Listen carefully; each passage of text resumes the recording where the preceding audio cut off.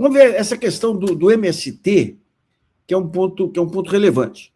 Veja bem, o MST tem uma tentativa de criminalizar, de confundir Stedley com outro grupo, de dizer que toda invasão é criminosa.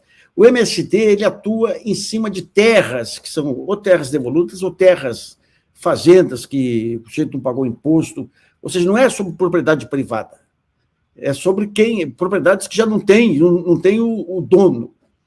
E a Constituição diz que tem que ter uma função social para a propriedade. O que eles fazem com a invasão é tentar acelerar o processo aí de reforma agrária para famílias que produzem. Hoje não tem mais dúvida sobre a capacidade de produção do MST. Então, cá para nós, a gente estava lembrando outro dia o Estatuto da Terra aí do governo Castelo Branco, que foi o pai do Chico Graziano, não sei como é que a reforma agrária é um ponto central de modernização de qualquer país. Não é coisa socialista, não é modernização de país. E o MST conseguiu, nesse período, montar um modelo de colonização fantástico.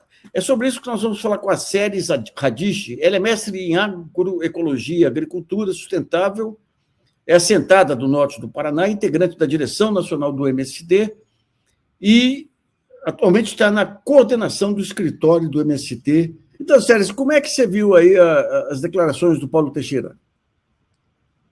Então, Luiz, a gente ainda está nesse processo de tentar colocar o governo para andar e num terceiro turno que nunca acaba, né? A direita ela segue tentando instigar essa disputa permanente de narrativas e de posições políticas. Então, hoje, a presença do ministro lá na Comissão da Agricultura, ela foi mais um capítulo dessa história, né, dele tentar se posicionar como um porta-voz do governo, aquele que está também mediando e dialogando com os movimentos sociais, os movimentos da agricultura familiar, mas que também está tentando se compreender nesse processo de recomposição e de reconstrução do Brasil, né? Então, acho que esses primeiros meses para ele, assim como para todo o governo, têm sido bastante desafiadores, especialmente nesse sentido de ir se compreendendo agora, né? Como dialogar para dentro da base do governo, para dentro do próprio governo como um todo, e também dialogar com os movimentos sociais, que são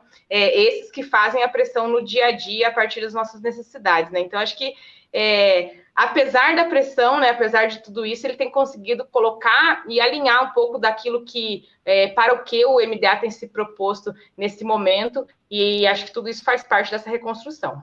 Tá. O financiamento da agricultura familiar, como é que está?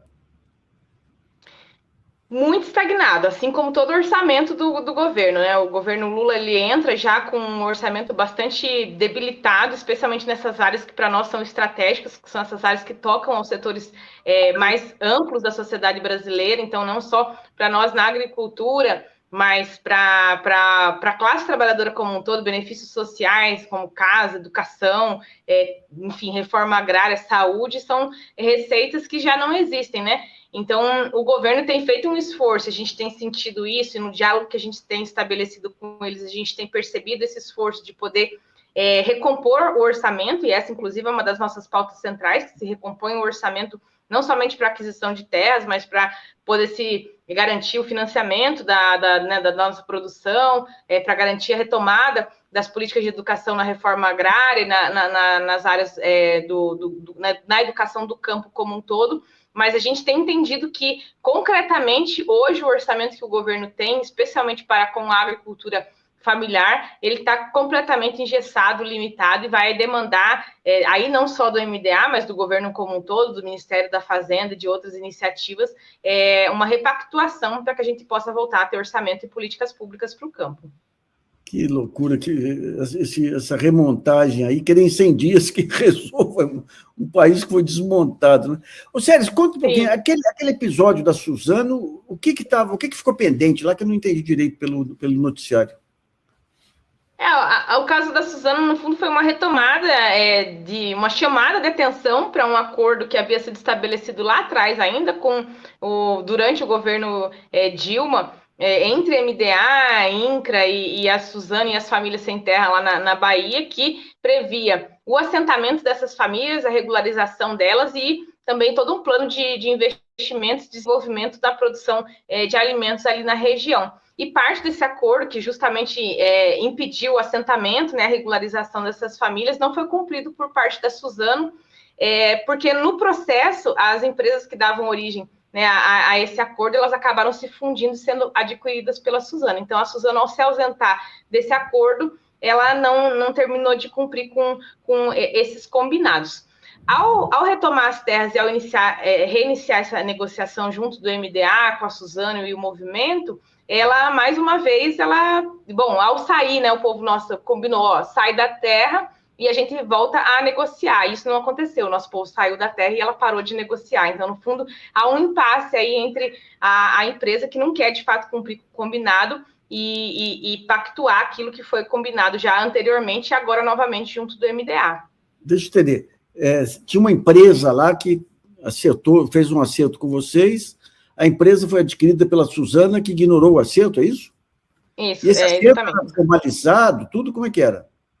Sim, ele foi inclusive mediado na época pelo próprio Ministério do Desenvolvimento Agrário, que depois foi extinto pelo governo Temer, e o INCRA. Então, houve uma mesa de negociação que buscou, né, esses práticos, né, de como seria essa condução do processo. O fato é que a gente passou por anos, sem negociação, e trouxe novamente à luz, né, dessas contradições aí, essas ocupações que aconteceram agora nos meses de março. Sério, esse pessoal que vai para as ocupações, que ainda não tem terra, como que vocês montam a estratégia de sobrevivência deles?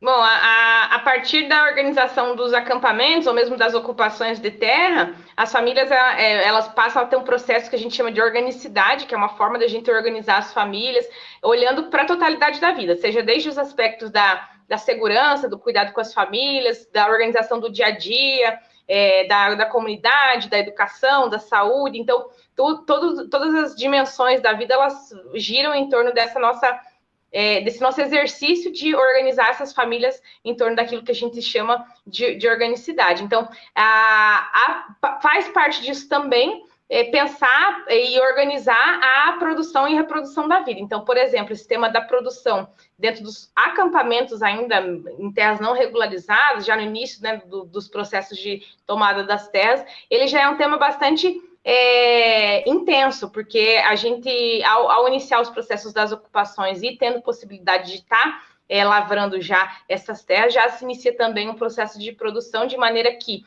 essa alimentação produzida ela pode servir tanto para subsistência das famílias, então para ser um fator de resistência nesses territórios, mas também, em muitos casos, tendo em vista que esses acampamentos têm durado aí, em média, 15, 20 anos, são também mecanismos para que essas famílias possam gerar renda a partir da produção e assim também resistir dentro dos nossos territórios de reforma agrária.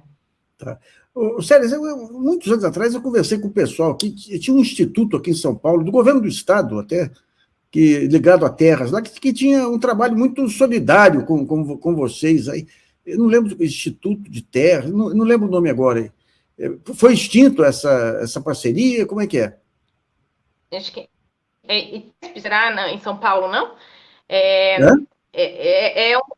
ITESP deve ser, né, São Paulo. Alguns estados no Brasil, eles têm esses institutos que são, autarquias dos governos estaduais também responsáveis pelas terras. Aí em São Paulo, acho que de fato ainda existe, mas essa inoperância em relação à política de reforma agrária nos últimos anos, ela deixou não só o INCRA, mas esses institutos também, via de regra, que existem em alguns estados, não são todos os estados brasileiros que têm esses institutos, ou enfim, esses órgãos, com uma subutilização, né? Tem um exemplo bastante interessante, que é o caso do Ceará. Lá tem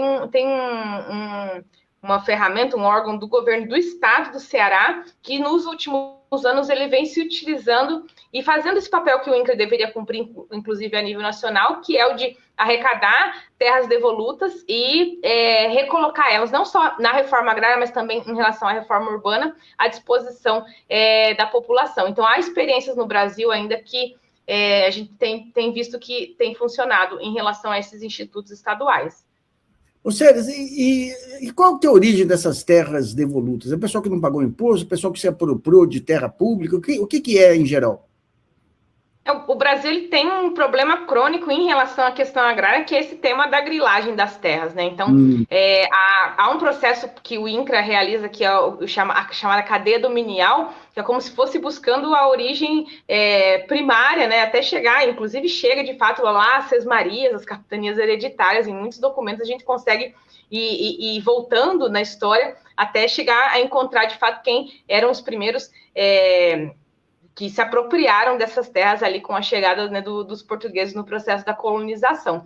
Então, de fato, essas terras devolutas, elas são terras que são identificadas a partir desse tipo de processo de identificação da cadeia dominial, que demonstram que eram terras que pertenciam ao Estado, ou pertenciam às comunidades tradicionais, ou enfim, pertenciam aos nossos povos originários, que foram, em algum momento desse processo, ou griladas, ou tomadas, ou apropriadas de maneira inadequada, e que, por lógica, deveriam voltar aí às mãos do Estado brasileiro. E qual a dificuldade que se dá é com o Poder Judiciário, é isso? Também, né, na verdade, porque, no fundo, essa batalha pela terra no Brasil é uma batalha por território, mas também uma batalha evidente por poder, né? A terra no Brasil, ela representa um poder gigantesco, não só em relação à questão monetária, mas também em relação à questão de força política e de status. Então, essa batalha em torno, né, da nomeação e da nominação de quem seriam os verdadeiros donos ou os proprietários ou os de uso de direito dessas terras, ela não é só uma batalha jurídica, ela é uma batalha também fundamentalmente política. Tá. E hoje a bancada ruralista lá é majoritária.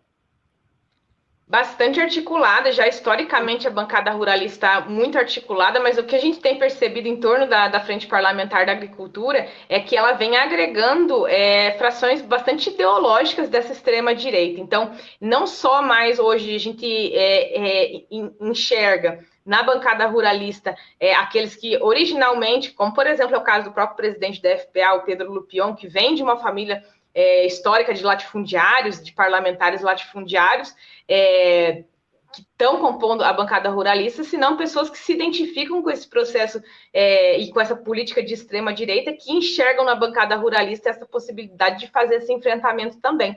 Então, hoje há muitos parlamentares que não têm sequer ligação com o campo ou, né, com a questão agrária brasileira, que se identificam ideologicamente com esse pensamento de extrema-direita e aí tem se alinhado por meio da bancada ruralista. Tá.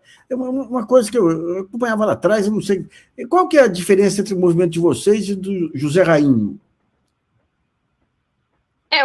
O MST ele surgiu, já está indo para os seus 40 anos, o MST surge lá no processo de redemocratização do Brasil, e a gente zela por 3 objetivos estratégicos, que são a luta pela terra, a luta pela reforma agrária e a luta pela transformação da sociedade. Então, na nossa construção e nosso processo, tanto de elaboração da nossa concepção de reforma agrária popular, quanto de efetivação dela por meio dos nossos territórios de reforma agrária, sejam acampamentos ou sejam assentamentos, a gente faz sempre essa busca de trazer esse debate e esse fazer prático integral da vida humana. Então, é mais do que a luta pela terra, ou por ter um pedaço de terra, ou por ter um lote, ou por ter um crédito. É a luta pela transformação integral da vida humana, a partir, é claro, dessa libertação e desse acesso, desse direito do acesso à terra. O Zé Rainha, ele, há muitos anos atrás, ele teve sua origem no MST,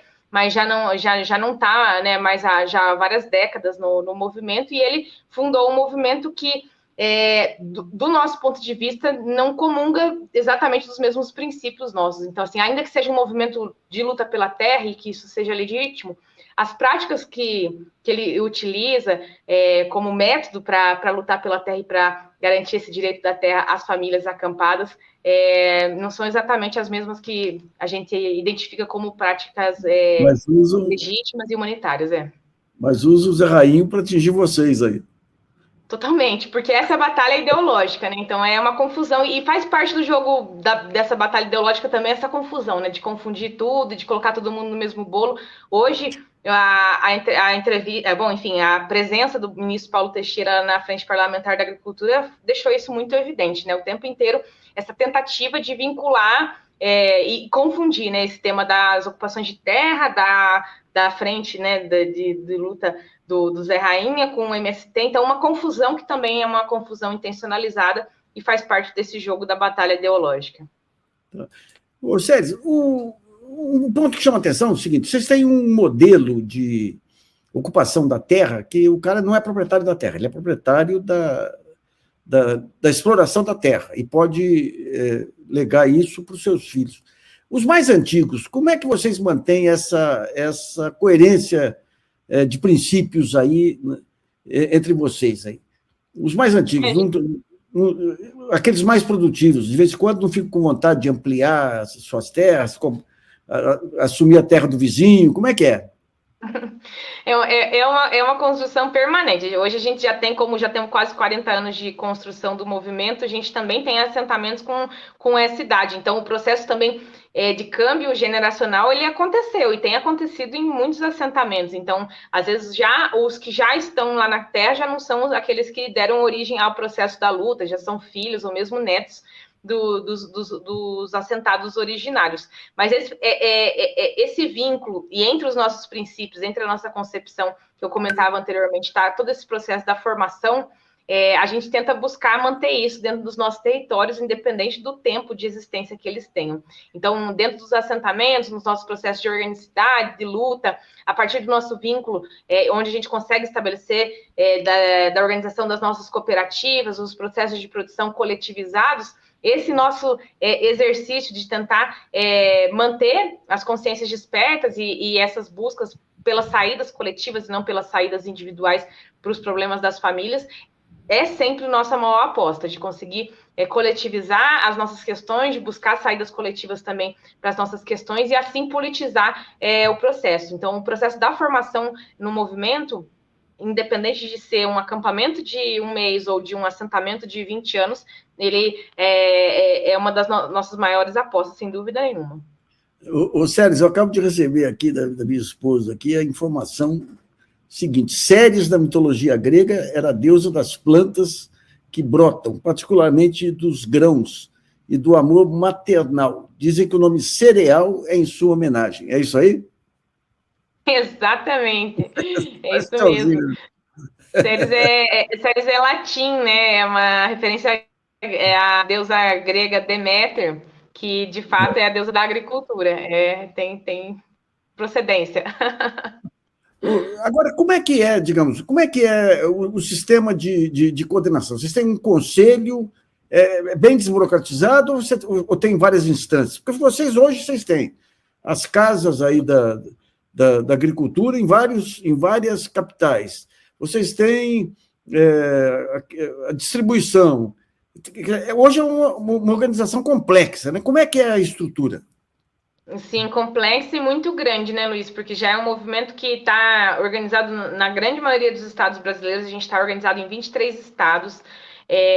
A gente tem mais de 500 mil famílias assentadas hoje, quase 70 mil famílias acampadas. Então, ainda que o princípio da organicidade seja um princípio bastante simples, que é de organizar pela base, de promover a participação direta de todos e de todas, esse exercício da construção dos espaços de tomada de decisão, de divisão de tarefas, ele vai se tornando complexo pelo tamanho também das tarefas que o movimento tem e pelo próprio tamanho do movimento.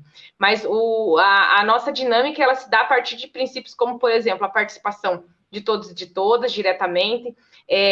A direção centralizada, então a tomada de decisões ela é coletiva, mas a partir do momento que a gente toma uma decisão, ela é centralizada, e isso é um zelo pela unidade da nossa ação.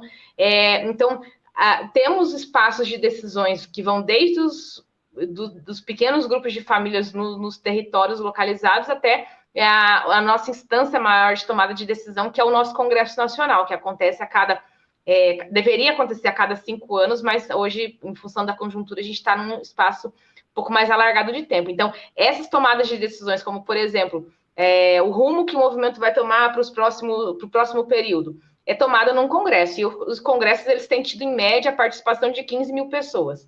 Então, ela vai desde uma tomada de decisão que pode ser dada entre um grupo coletivo de 10 famílias, que são os nossos núcleos de base, ou dentro de um setor do movimento, ou dentro da coordenação nacional do movimento, que já leva em torno de 400 pessoas, ou dentro da própria direção nacional, que já são quase 100 pessoas, ou quando é uma decisão muito mais complexa, muito mais estratégica do ponto de vista da interpretação do momento, da história e dos próximos passos do movimento, ela se dá no nosso Congresso Nacional, que é a nossa instância máxima, então que daí leva aí 15, 16 mil pessoas a levar essa tomada de decisão. Então, é uma tentativa de coletivizar, né, as nossas decisões e acertar coletivamente, né? Esse é o nosso exercício. Tá certo. Eu vou pedir para a Mariana para vir aqui para a gente ver as questões dos nossos espectadores, Mariana. O Nelson mandou: como promover a reforma agrária como o INCRA sucateado? Aqui no MT, por exemplo, a sede está literalmente desmoronando e a carreira dos servidores sem estruturação. Como é que faz? Isso é um dos nossos grandes desafios, e na nossa pauta junto do MDA, essa é a pauta central também, que a gente possa reconstituir, não só do ponto de vista orçamentário, o INCRA, mas de fato nos últimos anos ele veio passando por um processo de desestruturação, de sucateamento. Boa parte dos servidores estão em processo de aposentadoria. Então, o ministro Paulo Teixeira anunciou na semana passada que vai abrir, há uns 10 dias atrás ele disse que vão abrir um concurso público ainda esse ano para recolocar aí cerca de 700, 800 novos servidores no INCRA. Mas só nesse ano de 2023, quase um pouco mais de 1.000 servidores vão se aposentar. Então, esse déficit que existe entre, né, os funcionários que hoje estão na casa, que já não são suficientes, e aqueles que tendem a sair, ele é gigantesco. Então, a gente pensar em estruturar uma política de reforma agrária, sem dúvida nenhuma, passa por fortalecer essa estrutura tão importante que é o INCRA. Não só do ponto de vista orçamentário, mas também do ponto de vista de pessoal e de estrutura. João Carlos falou: existe um planejamento do MST em ter mais nomes e maior presença dos representantes nos legislativos? A gente passou por um processo bastante interessante, especialmente nas últimas eleições, que foi de deliberar por disputar candidaturas em vários estados do Brasil. O movimento sempre teve uma relação muito direta com a participação eleitoral, tendo candidaturas próprias ou não, ou apoiando pessoas progressistas em todas as dimensões, em todos os cargos. Mas especialmente no ano passado, dado o momento tão delicado da democracia que a gente vinha vivendo e a necessidade de a gente fortalecer esse processo do debate eleitoral e da participação democrática também nesses espaços, a gente deliberou por ter algumas candidaturas chaves para nós. Assim, a gente hoje está com deputados estaduais, né, eleitos por nós no Ceará, no Pernambuco, no Rio de Janeiro e no Rio Grande do Sul.